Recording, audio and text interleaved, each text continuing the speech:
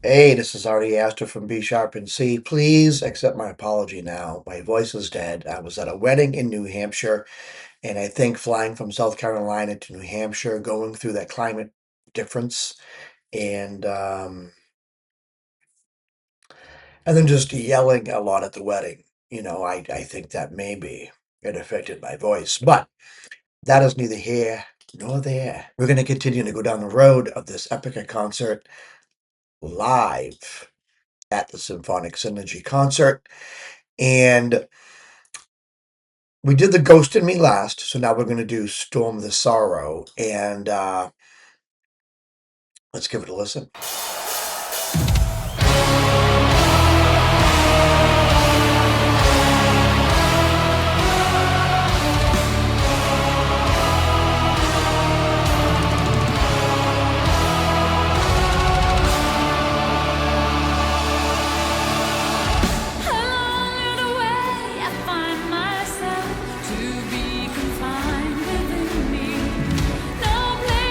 Oh, I like that. The drum comes in now.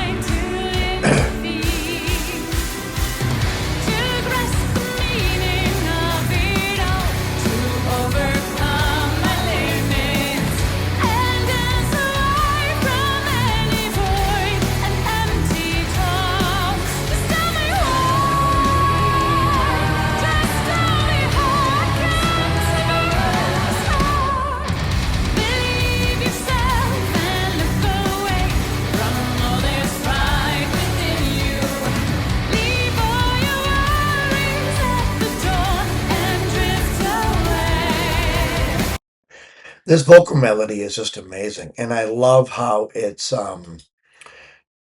kind of answers itself. It does a call and response, and a lot of good melodies do that, vocal melodies, but also solos, like guitar solos will play a line, and then just the melody of the next line, it kind of answers itself. Listen, listen.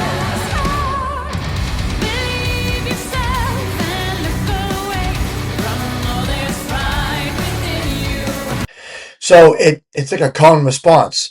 Even if you weren't singing words, that second line would kind of answer the first line. It's just beautiful. And it's really hard to explain how that works, but you can do it a lot of ways, and it's just good songwriting.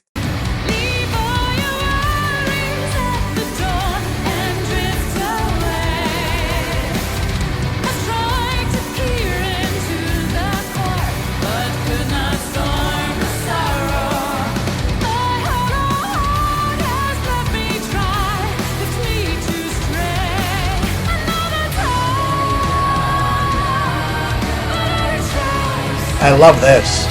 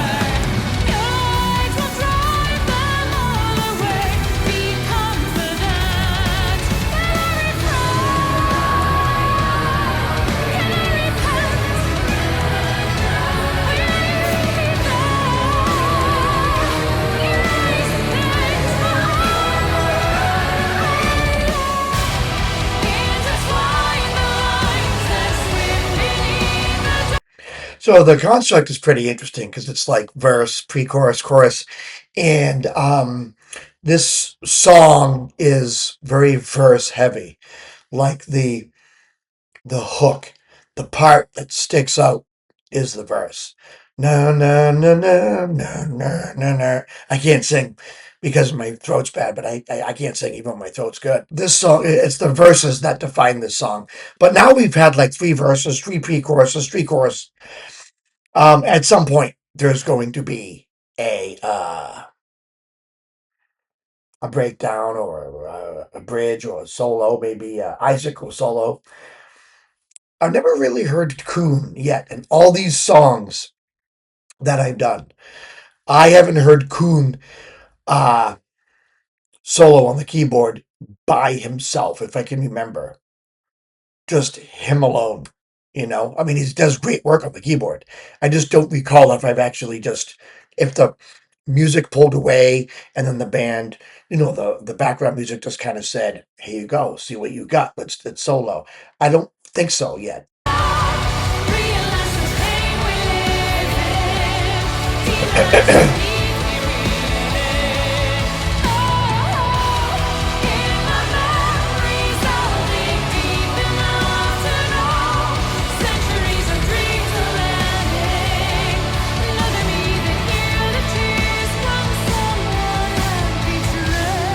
You hear it? Something's building up.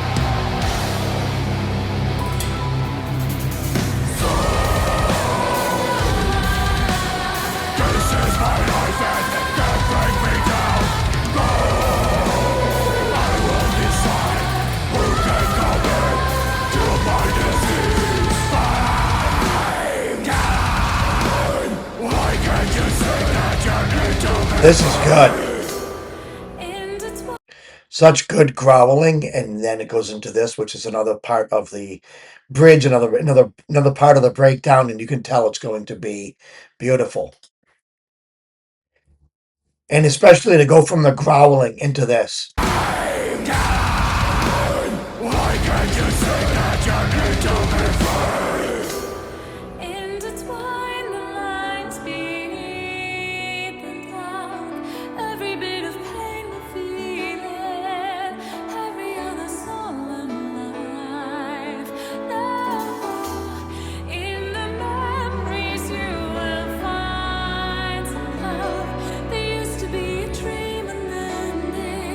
Oh, look at that. Look at the background. It's kind of like a moon that's waxing, or maybe it's a sun that is coming out of an eclipse. Right here.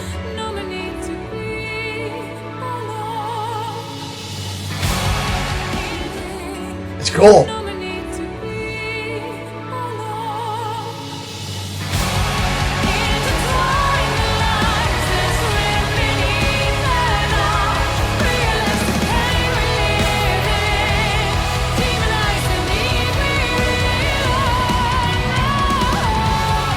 Man, he's good. Such good drumming.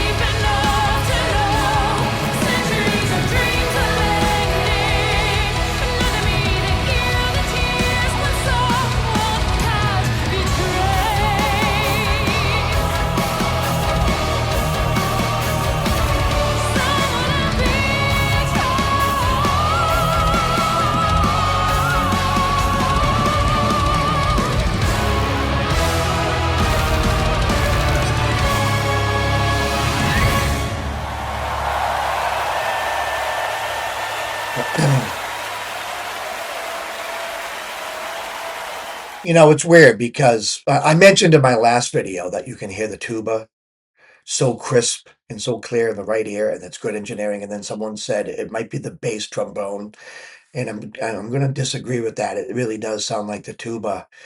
Um, but if it is the bass trombone, then okay, then it's the bass trombone. But I feel like sometimes splitting hairs over minor details might not necessarily be. Um, I don't know. I don't think it's necessary. I'm not going to sit here and pretend that I like know 100% what it was, but it just sounds like a tuba. And then when they showed it, the tuba being played with a bunch of people who were playing trombone, and during that part, and maybe it's because it was the tuba player doing it. I honestly don't know.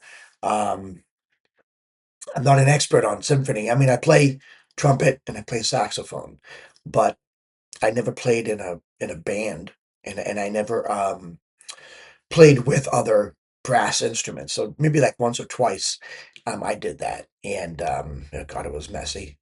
It is hard getting everything in tune. The amount of work when you have a brass section, the amount of work everyone has to put forth individually to make sure that their brass instrument is in tune with somebody else's brass instrument is off the charts.